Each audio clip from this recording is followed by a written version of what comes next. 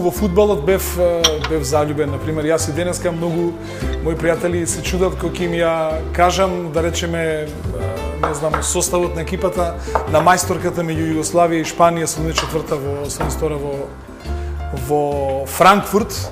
Така? Или, например, друг тим, некој како ги знам, или многу често се случува, например, со Лазо Лечич кога ќе седнеме и кога ќе разговараме за бивши југословенските кошаркари и кога му се смеат стално, викаат, абе Стевче повеќе ги знае кошаркарите, која улога играл, колку бил висок, колку коша дал на кој натпревар и така натаму.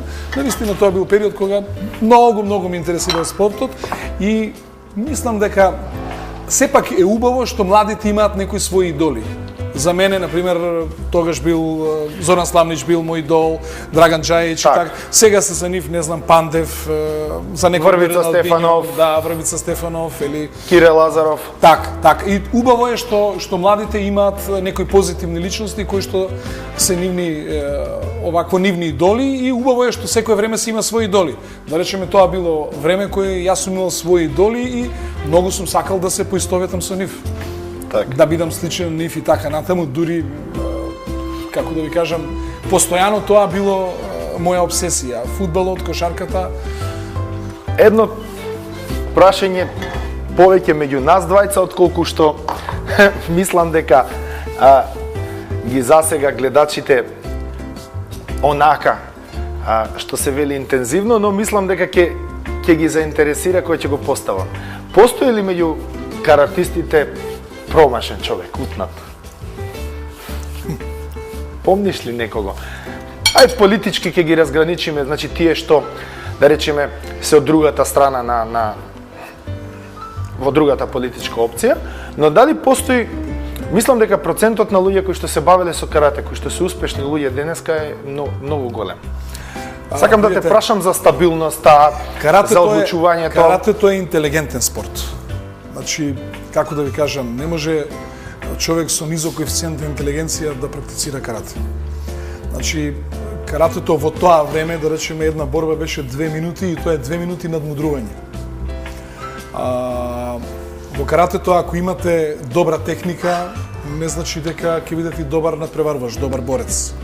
Ако имате добра техника, немате добра брзина. Ако имате добра брзина, немате доволно сила, снага.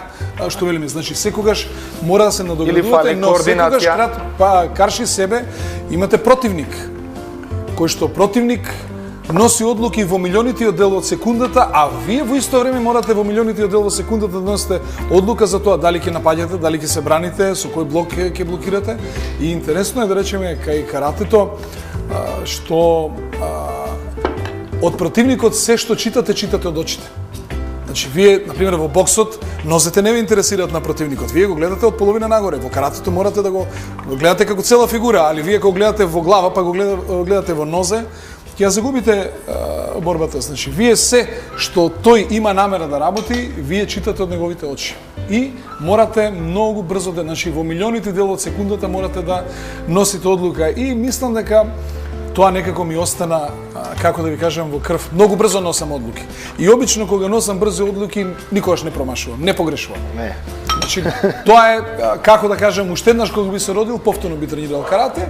И така, тоа било една епизода од мојот живот од 9 години и речеме, нити имам намера да се вракам, нити имам намера повторно тренирам и така натаму. Секоја работа ја сваќам како една епизода во животот. Вклучем и мојата министерска функција исто ја сваќам како епизода во животот, како војник како сте биле.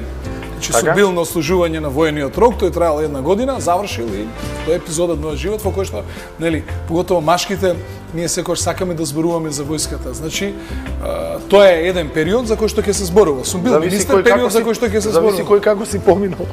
Па добро и лошо, секогаш секој си ги кажува добрите страни, каде што бил важен или не знам како.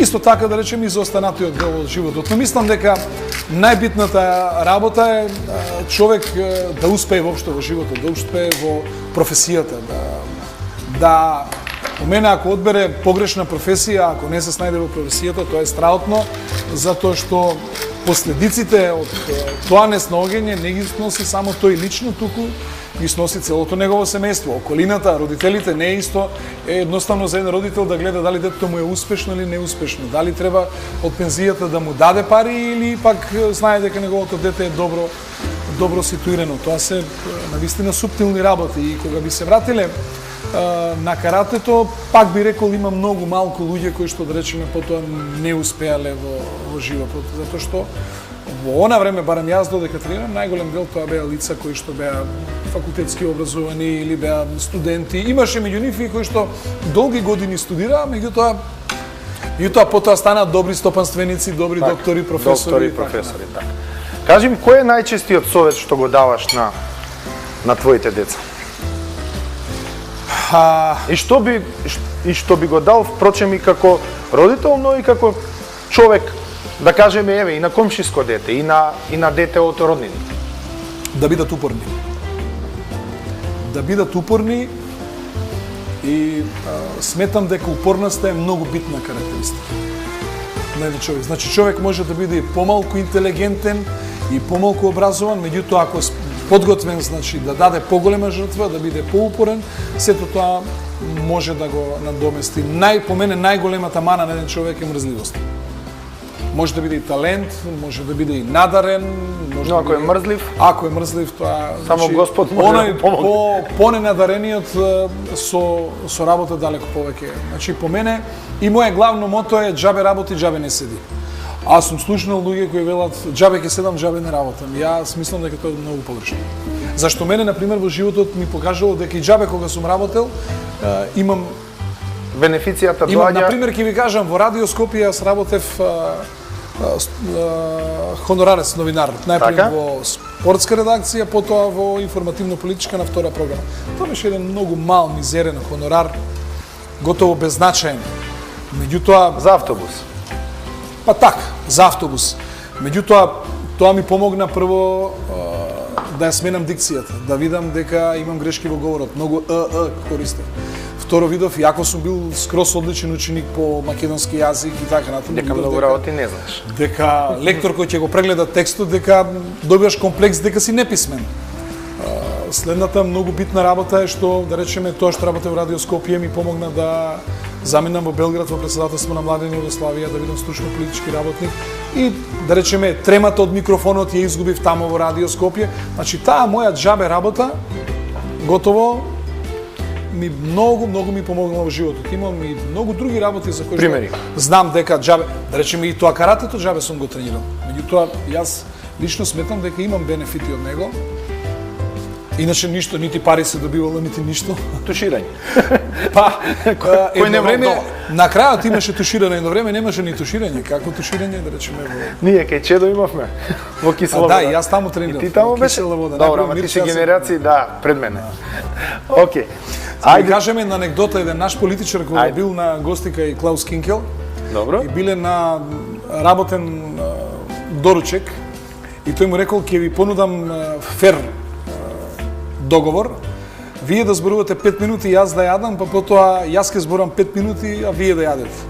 И добро рекол, прво ти ќе зборуваш, јас ќе јадам. Како е во Македонија, нормално почнува и почнува со подпрашања, поминуваат 45 минути. Тањирот кај нашиот политичар Пол, Клаус Кинкел си се најал и благодарам.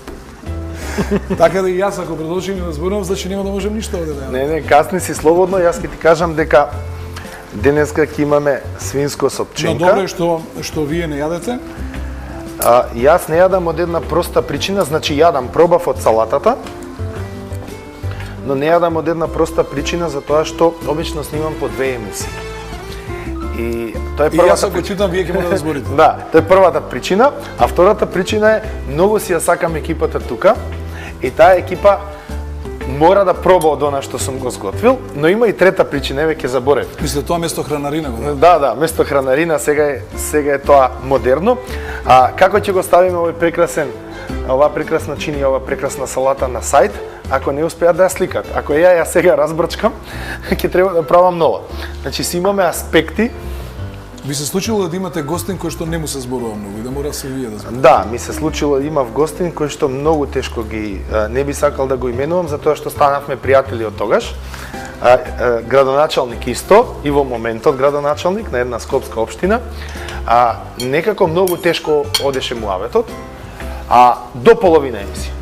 Од половина емисија отворивме една тема која што и сега повторно не би именувал, можат луѓето да си се навратат на муабетот, прилично приватна тема, тогаш се отвори. Се отпуштил. Да, се отпушти, веројатно и касна се напи малку и така да ни тргна муабет. Можам да ви кажем еден виц на таа тема. Ајде. Имало некој надпревар на проститутки во Брисел и на надпреварот требало да оди и Пенка, некоја Пенка бугарка.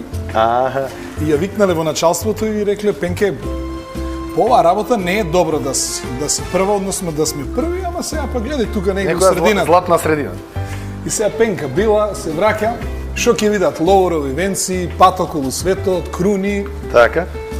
Прво место, вика, добро, ма Пенке што направи? А вика, когајто беше, вика, теоретичкиот дел, аз бех на опашката.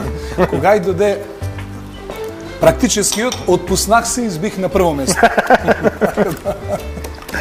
Значи, кога дошло оној дел кога јадењето било готово, така. Значи, вашиот гостин се отпуштил и... Се отпуштил и почна да прави муабет. Веројатно дотогаш не верувал дека... Дека готвам. Не, да. Мислел дека некој е готово јадење. Да, многу луѓе се чудат, велат зарем ти готвиш, и најдобрата реклама на оваа емисија се всушност самите гости.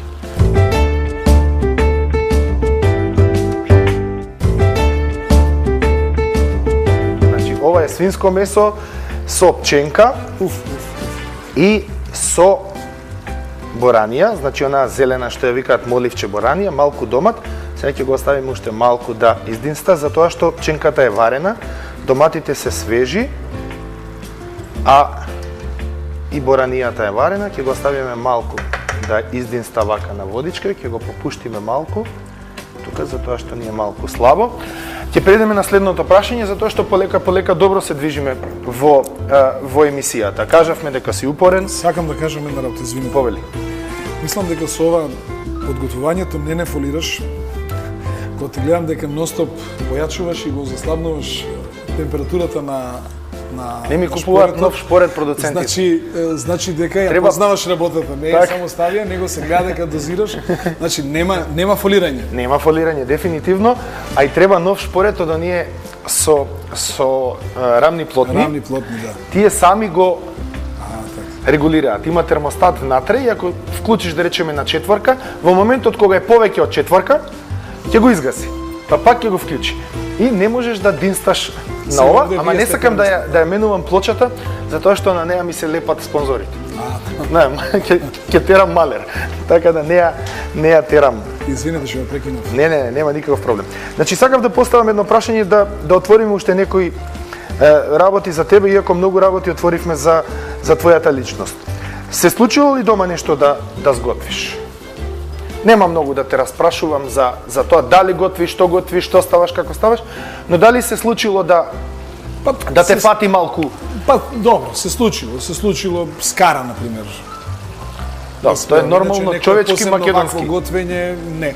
Инаку искрен да бидам, можам да сготвам, не ми е тешко. Па дури и манжа да запржам и така натаму и тоа знам. Значи, кога треба да ја завршиш работата, знаеш дефинитивно кои се правилата да го направиш тоа. Па искрено да бидам, многу, како да кажам народски, не се калдисувам околу тоа што има за јадење. Можам да каснам и било што, само доволно да бидам најаден, значи некое посебно внимание да мора да се направи ваков или таков ручек не посветувам, што мислам дека ми е мана, негативно. Така. Повеќе, како да ви кажам, јадењето, односно ручекот и така натаму е како некоја нужност која што треба се заврши и да се продолжи понатаму, отколку некој уживање. Тоа е веројатно дел од карактерот. Па дел од карактерот. Да, ја уживам и да готвам, уживам и да јадам, веројатно се гледа по мене. Каде сакал да имам таа карактер назад? Не, затоа што сме слични по многу други работи. Значи, јас сум упорен, многу прилично, а поразот обично го сваќам како нормална работа и одам кон нова победа, независно, не се срамам од тоа што го работам никогаш. Да, и јас. Значи, многумина велата, како, значи, човек со високо образование па готви на телевизија. Викам, тоа го правам затоа што тоа го сакам, а тоа што сум високо образован, затоа ја донесов емисијата на ова ниво, на кое што е. Значи не е некакво ниво кое што би било малку со прашалник. Друго сакам да те прашам, каде си јадел нешто што ти оставило впечаток?